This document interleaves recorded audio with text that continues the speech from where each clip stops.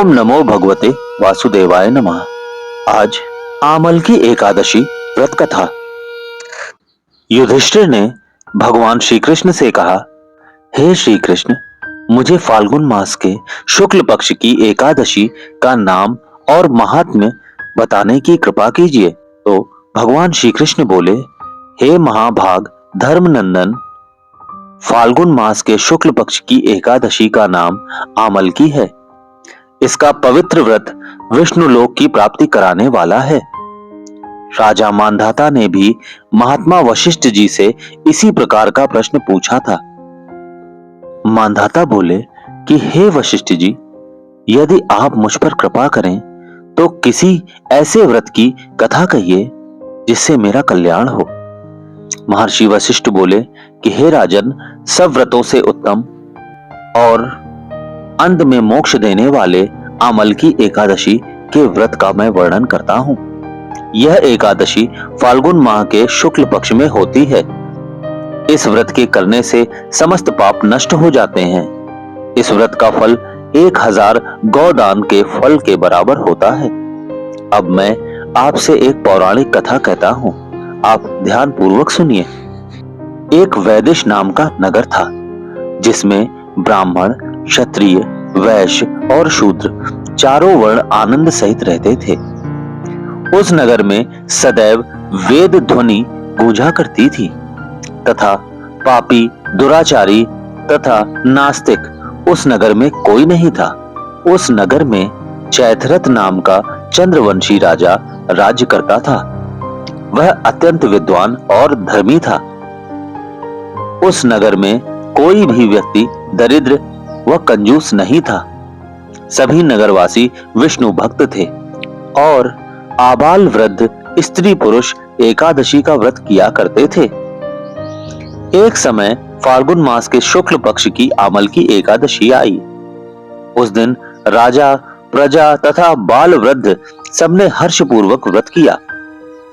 राजा अपनी प्रजा के साथ मंदिर में जाकर पूर्ण कुंभ स्थापित करके धूप, दीप, नैवेद्य, पंचरत्न आदि से धात्री अर्थात आंवले का पूजन करने लगे और इस प्रकार स्तुति करने लगे, हे धात्री, तुम ब्रह्म स्वरूप हो, तुम ब्रह्मा जी द्वारा उत्पन्न हुए हो और समस्त पापों का नाश करने वाले हो। तुमको नमस्कार है। अब तुम मेरा अर्घ स्वीकार करो। तुम श्री रामचंद्र जी द्वारा सम्मानित हो। मैं आपकी प्रार्थना करता हूं, अतः आप मेरे समस्त पापों का नाश करो। उस मंदिर में सबने रात्रि को जागरण किया। रात के समय वहां एक पहेलिया आया जो अत्यंत पापी और दुराचारी था। वह अपने कुटुंब का पालन जीव हत्या करके किया करता था। भूख और प्यास से अत्यंत व्याकुल वह बहेलिया इस जागरण को देखने के लिए मंदिर के एक कोने में बैठ गया और विष्णु भगवान तथा एकादशी महात्म्य की कथा सुनने लगा। इस प्रकार अन्य मनुष्यों की भांति उसने भी सारी रात जाग कर बिता दी। प्रातः काल होते ही सब लोग अपने घर चले गए तो बहेलिया भी अपने घर चला गया। घर जाकर उसने भोजन किया। कुछ समय बीतने के पश्चात उस बहेलिये की मृत्यु हो गई। मगर उस आमल की एकादशी के व्रत तथा जागरण से उसने राजा विदुरथ के घर जन्म लिया और उसका नाम वसुरथ रखा गया। युवा होने पर वह चतुरंगिनी सेना के सहित तथा धन धान्य से युक्त होकर 10,000 ग्रामों का पालन करने लगा। वह तेज में सूर्य के समान, कांति में चंद्रमा के समान, वीरता में भगवान विष्णु के समान और क्षमा में पृथ्वी के समान था। वह अत्यंत धार्मिक, सत्यवादी, कर्मवीर और विष्णु भक्त था। वह प्रजा का समान भाव से पालन करता था। दान देना उसका नित्य कर्तव्य था। एक दिन राजा शिकार खेलने के लिए गया। दैव योग से वह मार्ग भूल गया और दिशा ज्ञान न रहने के कारण उसी वन में एक वृक्ष के नीचे सो गया। थोड़ी देर बाद पहाड़ी म्लेच्छ वहां पर आ गए और राजा को अकेला देखकर मारो मारो शब्द करते हुए राजा की ओर दौड़े। म्लेच्छ कहने लगे कि इसी दुष्ट राजा ने हमारे माता पिता, पुत्र पौत्र आदि अनेक संबंधियों को मारा है तथा देश से निकाल दिया है, अतः इसको अवश्य मारना चाहिए।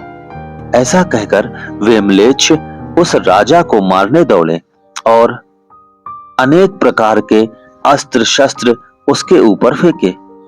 वे सब अस्त्र शस्त्र राजा के शरीर पर गिरते ही नष्ट हो जाते और उनका वार पुष्प के समान प्रतीत होता।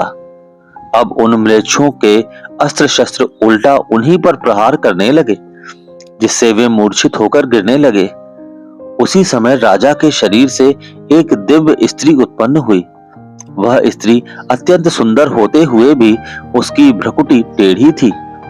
उसकी आंखों में लाल लाल अग्नि निकल रही थी, जिससे वह दूसरे काल के समान प्रतीत हो रही थी।